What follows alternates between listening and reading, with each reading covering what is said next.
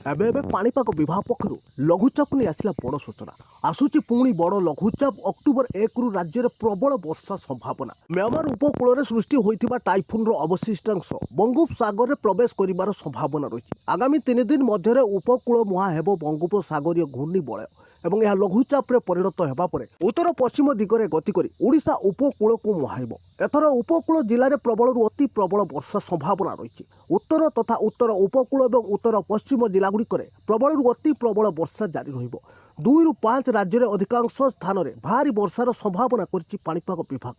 ଏପଟେ ପଶ୍ଚିମ କେନ୍ଦ୍ରୀୟ ବଙ୍ଗୋପସାଗରରେ ରହିଛି ଆଉ ଏକ ଘୂର୍ଣ୍ଣିବଳୟ। ଘୂର୍ଣ୍ଣିବଳୟ ଓଡ଼ିଶା ଆନ୍ଧ୍ର ଉପକୂଳରେ ସକ୍ରିୟ ରହିଛି। ଏହାର ପ୍ରଭାବ ଯୋଗୁଁ ଆଜି ରାଜ୍ୟର ଅଧିକାଂଶ ସ୍ଥାନରେ ପ୍ରବଳ ବର୍ଷା ରହିଛି। 4 ଜିଲ୍ଲାରେ ଆଜି ପ୍ରବଳ ବର୍ଷା ନେଇ ପାଣିପାଗ କେନ୍ଦ୍ର ୟେଲୋ ୱାର୍ଣ୍ଣିଂ ଜାରି କରିଛି। 14 ଜିଲ୍ଲାକୁ ବିଜୁଳି ଘଡ଼ଘଡ଼ି ସାଙ୍ଗକୁ ବର୍ଷାର ସମ୍ଭାବନା ଥିବାରୁ ପାଣିପାଗ ବିଭାଗ ପକ୍ଷରୁ ଆଜି ୟେଲୋ ୱାର୍ଣ୍ଣିଂ ସହ ହାଇ ଆଲର୍ଟ ଜାରି ହୋଇଛି। ତେବେ ନିଶ୍ଚୟ ଜାଣନ୍ତୁ ଆସୁଥିବା ଲଘୁଚାପ ଏବଂ ଆଜି କେଉଁ ସବୁ ଜିଲ୍ଲାମାନଙ୍କରେ ଲଘୁଚାପ ପ୍ରଭାବରେ ବର୍ଷା ଜାରି ରହିବ ସେ ନେଇ ଭୁବନେଶ୍ୱର ପାଣିପାଗ କେନ୍ଦ୍ର ଏବେ କ'ଣ ନୂଆ ରିପୋର୍ଟ ଜାରି କରିଛି।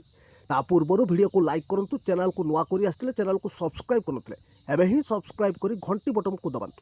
ସବୁ ସମୟରେ ପାଣିପାଗ ଜନିତ ତାଜା ଅପଡେଟ୍ ପାଇପାରିବେ।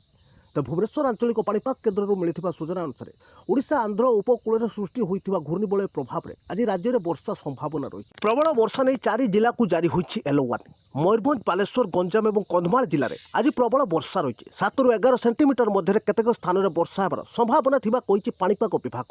ଏପଟେ ମାଲକାନଗିରି, କୋରାପୁଟ, ରାୟଗଡ଼ା, ଗଜପତି ସମେତ ନୟାଗଡ଼, ଖୋର୍ଦ୍ଧା, ପୁରୀ, ଜଗତସିଂହପୁର, କଟକ, କେନ୍ଦ୍ରାପଡ଼ା, ଭଦ୍ରକ, ଯାଜପୁର, ଢେଙ୍କାନାଳ ଏବଂ କେଉଁଝର ଜିଲ୍ଲାରେ ବିଜୁଳି ଘଡ଼ଘଡ଼ି ସାଙ୍ଗକୁ ବର୍ଷା ଏବଂ ବଜ୍ରପାତ ଲାଗି ରହିବା ନେଇ ସୂଚନା ଦେଇଛି ବିଭାଗ। ଏବଂ ଆସନ୍ତାକାଲି ପ୍ରବଳ ବର୍ଷା ନେଇ 3 ଜିଲ୍ଲାକୁ ଜାରି ହୋଇଛି ୟେଲୋ ୱାର୍ଣ୍ଣିଂ। ଏବେ ସେସବୁ ଜିଲ୍ଲାଗୁଡ଼ିକ ହେଉଛି ମାଲକାନଗିରି, କୋରାପୁଟ ଏବଂ ଗଜପତି ଜିଲ୍ଲା। ସେପଟେ ଅକ୍ଟୋବର 1କୁ ଆସୁଥିବା ବଡ଼ ଲଘୁଚାପ ଟାଇଫୁନ୍ ନରୁର ଅବଶିଷ୍ଟାଂଶ 1 ଅକ୍ଟୋବର ବେଳକୁ ଉତ୍ତର ପୂର୍ବ ତତ୍ସଂଲଗ୍ନ ପୂର୍ବ କେନ୍ଦ୍ରୀୟ ବଙ୍ଗୋପସାଗର ଅଞ୍ଚଳକୁ ଏକ ଘୂର୍ଣ୍ଣିବଳୟ ଭାବେ ପ୍ରବେଶ କରିବାର ସମ୍ଭାବନା କରିଛି ପାଣିପାଗ ବିଭାଗ। ପ୍ରଭାବରେ 1 ଅକ୍ଟୋବର ପରଠାରୁ ରାଜ୍ୟରେ ବର୍ଷାର ପରିମାଣ ଏବଂ ବିସ୍ତୃତି ବଢ଼ିବା ନେଇ ସୂଚନା ଦେଇଛି ବିଭାଗ। ଏହାର ପ୍ରଭାବରେ ରାଜ୍ୟରେ 7 ତାରିଖ ପର୍ଯ୍ୟନ୍ତ ପ୍ରବଳ ବର୍ଷା ଚେତାବନୀ ଜାରି କଲା ପାଣିପାଗ କେନ୍ଦ୍ର।